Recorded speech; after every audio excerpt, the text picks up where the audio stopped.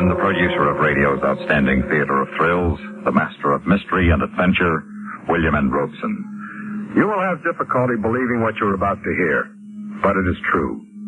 Names and places have been changed to protect not only the innocent, but the terrified. For this is the actual circumstance of a man who walks in the shadow of death, and because of the nature of our laws, can find no protection from the person who threatens to kill him. He lives today, if you can call it living, in a great American city, not knowing from one minute to the next when his assailant may strike. Upon his horrible predicament, we have fashioned a chilling story of suspense. And now,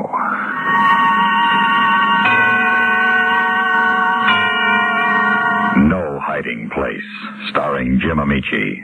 A tale well calculated to keep you in suspense.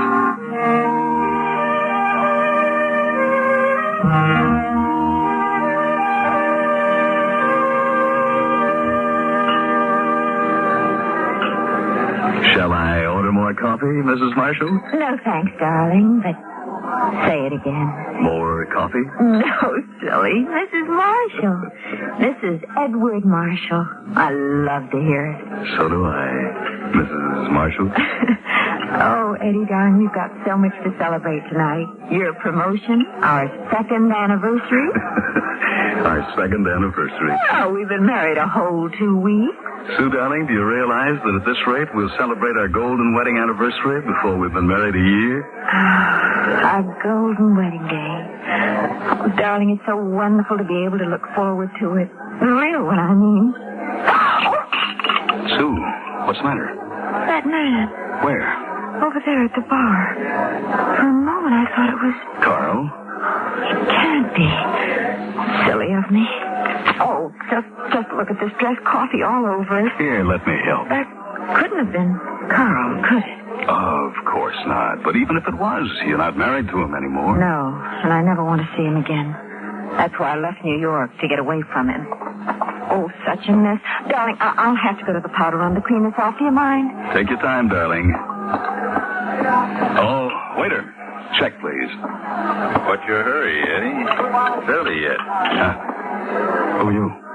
Carl? Carl Myers. What? I thought... That I was in New York? Not since Sue ran out on me. Just took me a while to catch up with her. You followed her here? Yeah. Maybe we'd better get one thing straight right now. Sue wants no part of you. She never wants to see you again. No? Then you poisoned her mind against me. How could I? I don't even know you. I don't know anything about you. You don't have to know anything to make up lies about me. Lies? Look, Myers, this is ridiculous. Why should I make up lies about you? How else could you have taken her away from me? What do you mean, take her away from you? I mean, you broke up my marriage with lies. Broke up you... Well, I never even met Sue until months after she divorced you. That's your story. Now, look, Myers, whatever went wrong with your marriage had nothing to do with me. But I'll bet it wasn't Sue's fault either. Are you accusing me? If you want to put it that way, yes. You had your chance with Sue, you failed. I did not fail. It looks that way to me. No, it wasn't me. It wasn't my fault. Well, no matter whose fault it was, Sue's married to me now, and there's nothing you can do about it.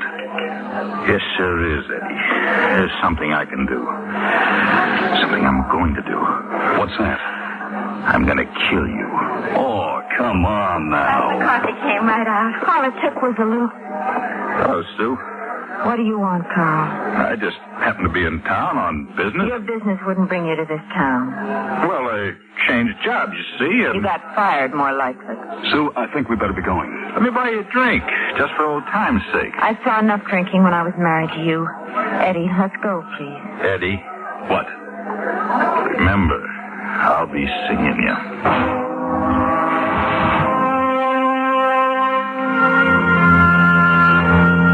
Sue nor I had much to say on the drive home, but I knew that she was upset.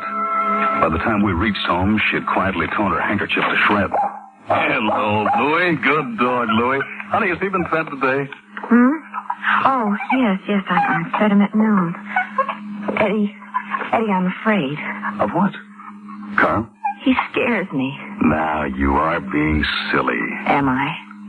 He threatened to kill you, didn't he? Oh, he's just been drinking too much, that's all. But he did threaten you. What if he did? It didn't mean it. I knew it. I knew I never should have married you. Hey, what kind of talk is that? Oh, Eddie, he's got some crazy idea that, well, every time I'd go out with somebody in New York after our divorce, Carl would get the idea that that man had broken up our marriage. He got so I was afraid to date anybody for fear that Carl would do something to him. That's the reason I left New York. I had to get away from Carl. And that's why you never wanted to talk about him. Well, I was afraid that if you knew, you'd get scared like the others. I was afraid that you wouldn't want to marry me. You don't think that would have stopped me? I love you, Sue. Oh, and I love you. But don't you see, that's why it's different this time. I wasn't married to those other men. Now Carl will be sure that you made me leave him. Honey, that doesn't make sense. Oh, it makes Carl's kind of sense. Darling, there's something inside him that keeps him from succeeding at anything. And when he fails, when he loses his job or his wife or even an argument, it's always somebody else's fault. He can't admit failure. He always blames somebody else. Honey, you've got to stop worrying about it. Eddie, let's go away. You mean run away? All right, run away. Where? You've already tried it and you've just discovered that it doesn't work.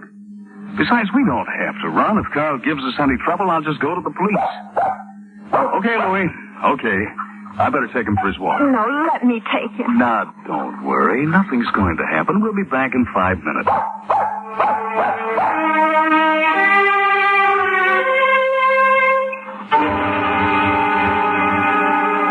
Louie had almost completed his inspection of the neighborhood when I suddenly realized that someone was following me.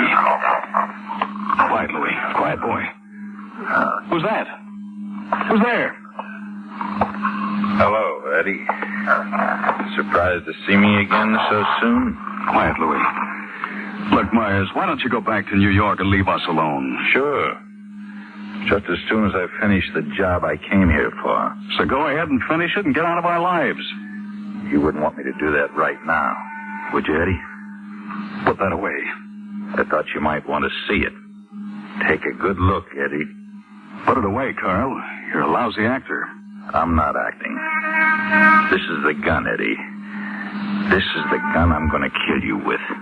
I'm warning you, Carl. Put that gun away or I'll... You'll what? Go to the police, maybe? There's a police station right around the corner. Come on, I'll go with you. What? Sure. Won't do you any good. I can kill you any time I want to, and you can't stop me. The police can't stop me. You'll see.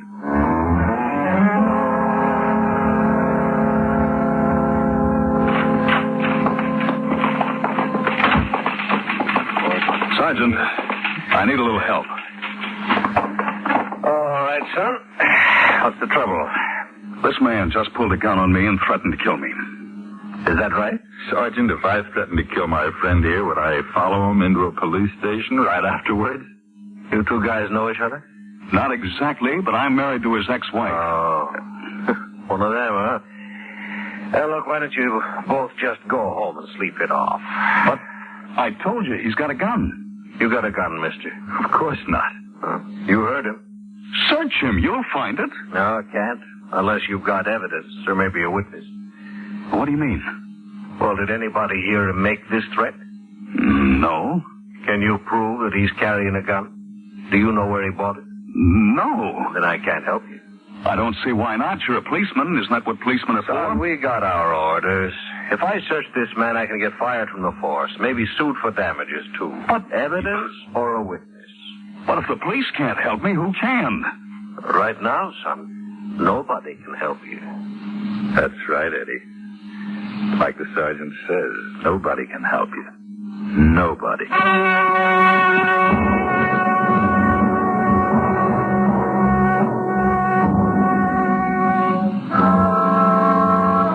I couldn't believe what the sergeant told me, that no one could help me. But after all, he was only a precinct sergeant. So the next morning, I went straight to police headquarters, to the homicide bureau. I was sure I could get help there. Well, it's like this, Mr. Martin, is it? Marshall. It's like this. We can't pick this guy up for intent to kill just on your say-so. If we did things like that, every man with a grudge against his next-door neighbor would be down here claiming the guy had threatened to kill him. But Carl Myers did threaten me. Yeah, that's what you say. But you also tell me that he denied it. That's your word against his. Who are we supposed to believe? We're policemen, you know, not mind readers. There must be something you can do. Yeah. Well, is he clean? Clean? Yeah, clean. Does he have a police record? Oh, no, I don't think so. I'm sure he doesn't. Oh, that's too bad. See, if he did, we could chance picking him up. But not if he's clean. Then you can't help me. Look, Mr. Martin, it's... Marshall. Yeah. Well, Mr. Marshall, we get complaints like this every day. You see, somebody's always threatening to kill somebody. You know how many of them actually do? No. Maybe 1 in 5,000. That's all. Out of 5,000, just one. And what if I'm that one?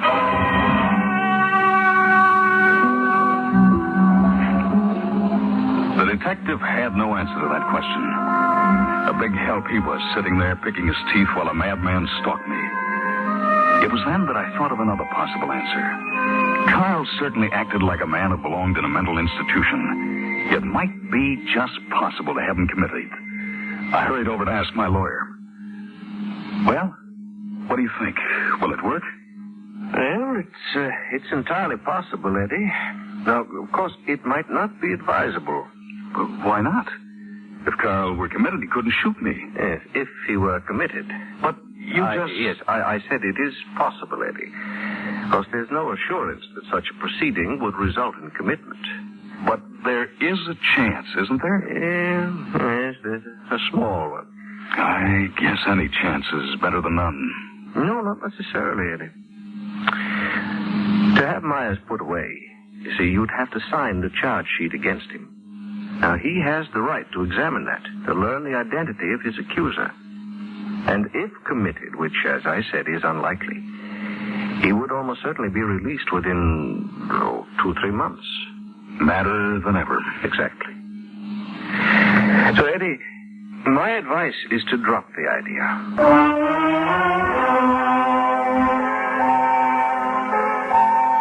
And so another door closed in my face. But I wasn't through yet. There was a higher authority which could order the police to arrest Carl, the district attorney. But, Mr. Marshall, even if we found a gun on this man, we couldn't use it as evidence against him. The law won't let us. That's crazy. What kind of a law is that? It's a decision of the state Supreme Court. Similar rulings have been handed down in several states. Their principle is to ensure the individual's constitutional right of freedom from unreasonable search and seizure. Even if the individual is guilty? Even if he's a homicidal maniac? And all men look alike to the law, Mr. Marshall. It protects the guilty as well as the innocent.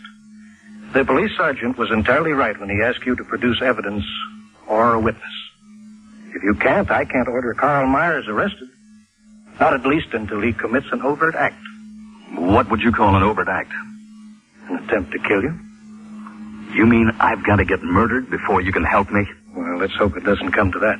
But you're telling me it has to come to that, aren't you? Now, Mr. Marshall, let's not get excited. Not get excited? You tell me the law can't help me. You tell me you'll arrest Carl Myers after he kills me, and you tell me not to get excited. How would you like to be in my shoes right now? Suppose you tell me that. Well? Mr. Marshall, just between us, I'd be scared to death.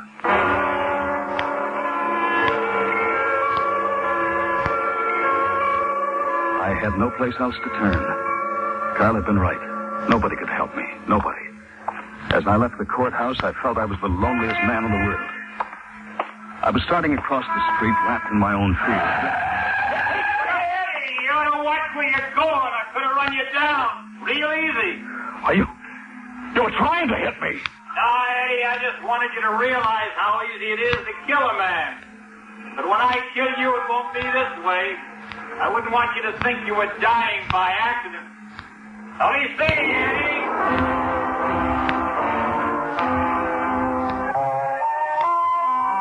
I was a bundle of nerves when Sue picked me up at the office. So upset I had to let her drive. There's only one thing I can do. What's that? Get a gun and kill him. Eddie, you couldn't. Why not? The law protects him, it protects me the same way. And what about afterwards? Afterward, I'd still be alive. And you'd be a killer. You'd be arrested, tried for murder. Is that what you want? Well... Tell me honestly, if you had a gun in your hand this minute and Carl in the sights, could you pull the trigger? No. No, I guess I don't have that kind of guts. I'm glad.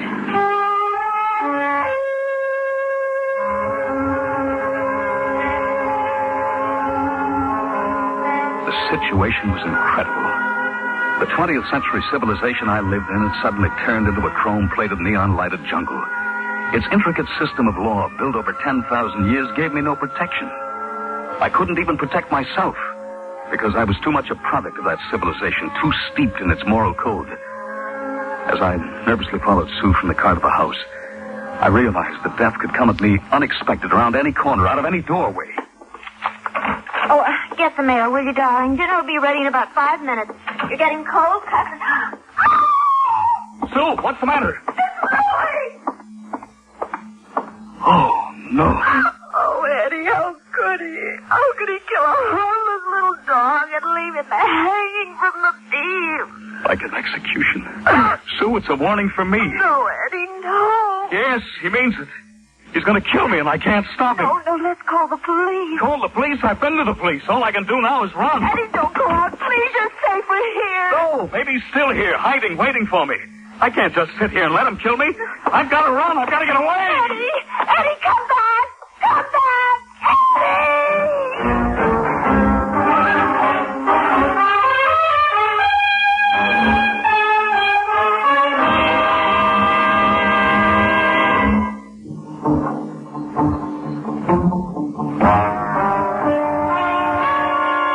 The sight of the dog hanging in the living room had completely terrorized me. Now I was operating solely on fear. My only thought was to find the crowd and lose myself in it. The only way Carl would dare try to kill me would be if he could catch me alone. Just ahead of me, I saw a crowd coming out of a theater.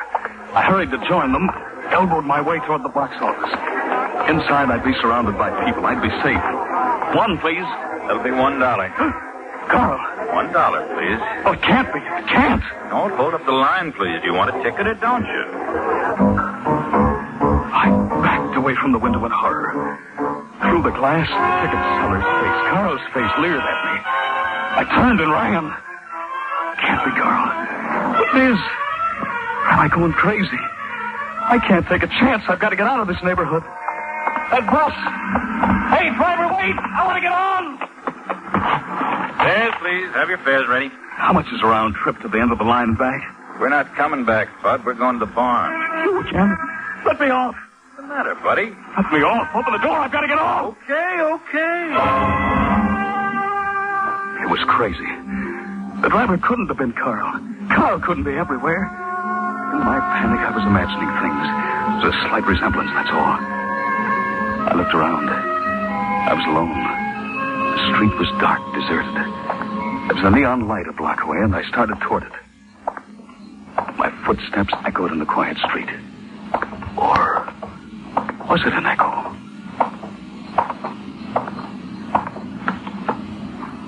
Carl? Carl? Of course it's not Carl. I've got to stop imagining things. That's just an echo. See? Just an echo. There's no one following. No one. Almost to that light. I've got to make it before the echo catches me. I've got to run faster. Hey, here you go. Don't, let go. Let me go, Carl. Hey, please. take it easy, mister. What's the trouble? Huh? Oh, nothing. Nothing, officer. You scared me coming around that corner, that's all. No trouble. You yelling for the police? Can I help? No, nobody can help. Thanks anyway. Huh? Good night, then. And take care. I looked at the neon sign, blinking on and off. The place was a saloon. I didn't want to drink, but I wanted less to stay on that dark, deserted street. I went inside.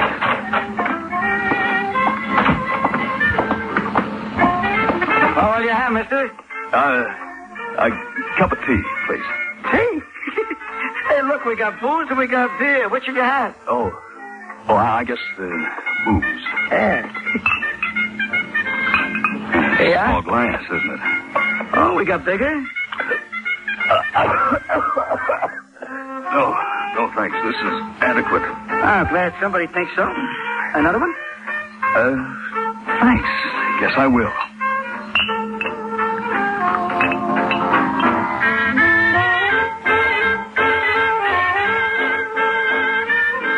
I don't know how long I sat there. The bartender kept shoving drinks at me. I felt that I had to drink or get out, and I was afraid to get out.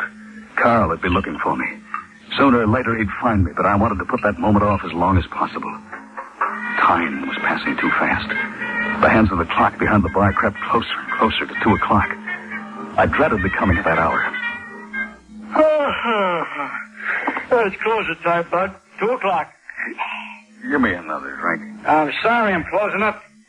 But you gotta let me have another little drink. Look, you had enough. And besides, I lose my license if I sold you a drink after hours. Yeah? Well, let me tell you a story then. The funniest thing happened. I'm sorry, mister. We're closed. That's all right. I was just looking for my friend here. Carl. Ready to go, Eddie? No, not with you. Oh, now come on, Eddie. It's late. Well, I'm sure glad you showed up, mister. I hate to see him leave here like that without somebody to steer him home. You know what I mean? I know. We have this problem with him all the time. Bartender, he's lying. I don't drink, honest. Oh, sure you don't. Please, he's going to kill me. Is that right? Come on, let's go, Eddie. No, please, don't let him kill me. Give me a hand with him, will you? Sure. Hey, glad to get him out of here. I gotta close up. Oh, come on. Oh, he's going to kill me, I tell you. He's got a gun.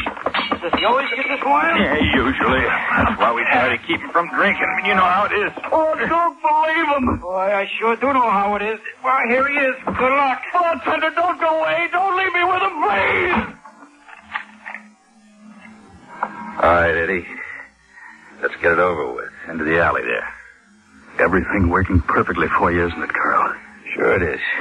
Into the alley. All right.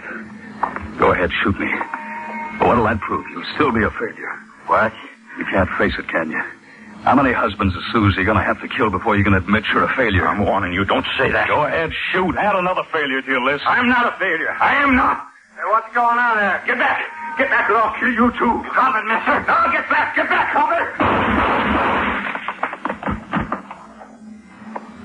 He's dead, officer. Carl's dead. Yeah, it was him or me. Mister, do you realize that crazy guy could have killed the both of us? You ought to be more careful, the friends you pick up in bars.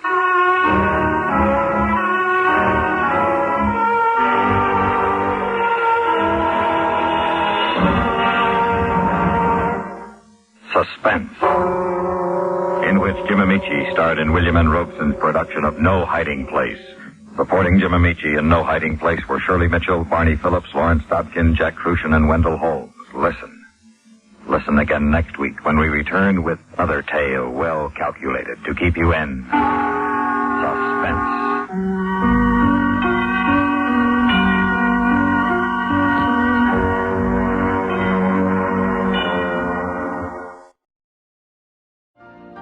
You've been listening to the OTR Gold Network. Find more classic radio at otrgold.com.